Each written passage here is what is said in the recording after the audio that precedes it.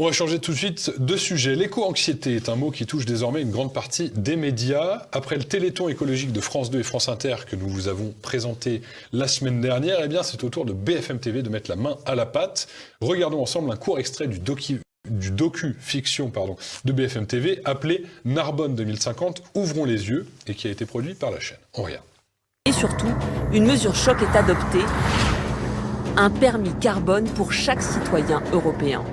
Une mesure très impopulaire au départ, mais qui aujourd'hui est adoptée par tous les Français. On va revenir avec vous sur ce permis carbone qui a joué un rôle très important pour atteindre la neutralité carbone.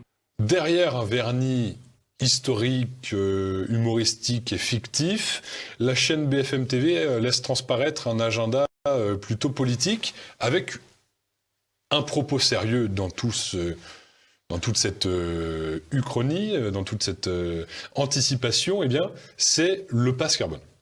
Oui, alors deux choses. D'abord, cette uchronie, elle est totalement fausse.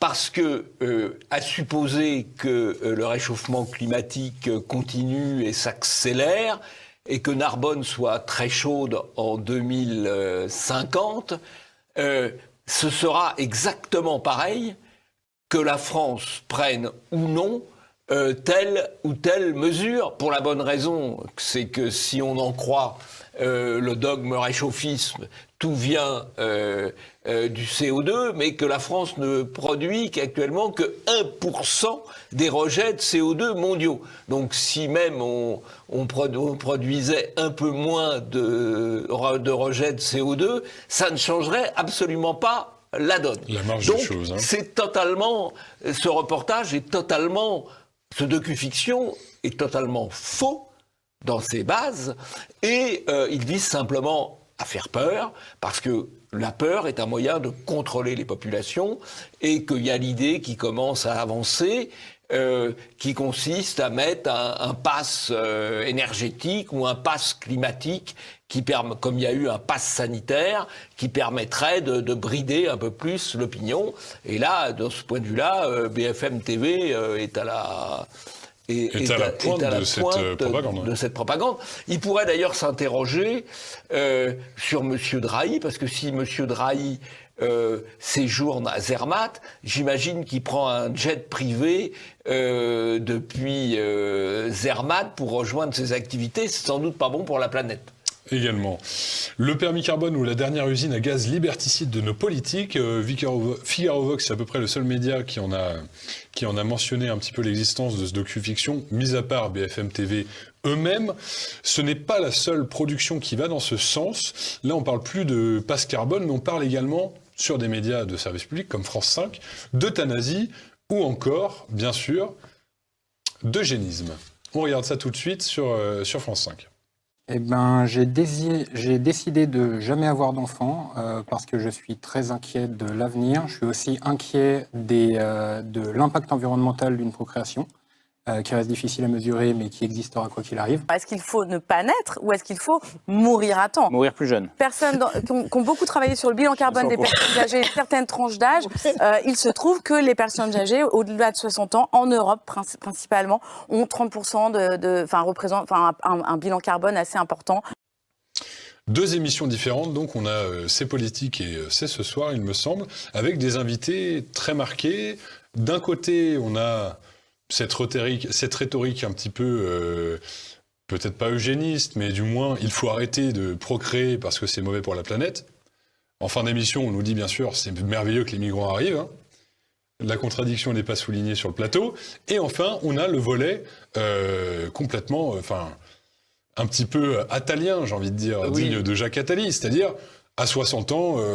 on a fini de produire, on arrive à l'âge de la retraite, ça coûte trop cher. On débarrasse. Alors c'est assez drôle de voir la tête de Lebras, éminent immigrationniste, donc, qui a une responsabilité absolument majeure dans la situation actuelle, mais qui rit jaune quand même, qui rit jaune. C'est assez drôle. Bon, puis après, il baisse la tête un petit peu. Il dit mince, c'est bientôt mon tour. Oui, c'est ça. Pour en finir avec ce sujet, je vais simplement vous montrer un extrait de François Gervais, qui est un physicien, il me semble, éminent, et qui s'est exprimé sur Sud Radio sur ce business de l'alarmisme quant aux émissions de carbone. La fixette, comme vous dites, sur le CO2, c'est un énorme business. Il n'y a aucune urgence climatique, et ça, c'est ce qui a été écrit au secrétaire général des Nations Unies.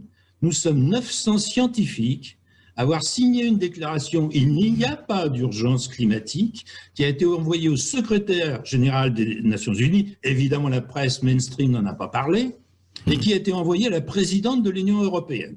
Je crois qu'il y a une chose qu'il faut bien comprendre en matière de réchauffement climatique d'origine anthropique, qui est la thèse officielle, c'est que ça fait consensus dans les médias. Ça ne fait absolument pas consensus chez les scientifiques. Ça fait consensus chez les scientifiques invités dans les médias dominants, mais pas du tout chez les scientifiques.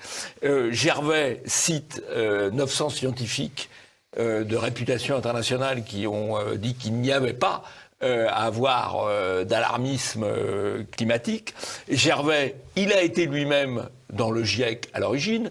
Litzen, qui est un des principaux climatologues, est devenu maintenant très critique sur l'alarmisme du GIEC. Donc il n'y a absolument pas de consensus scientifique sur l'origine anthropique du réchauffement. Et quand les médias parlent de consensus, ils mentent. En tout cas, toujours se méfier quand vous entendez les scientifiques.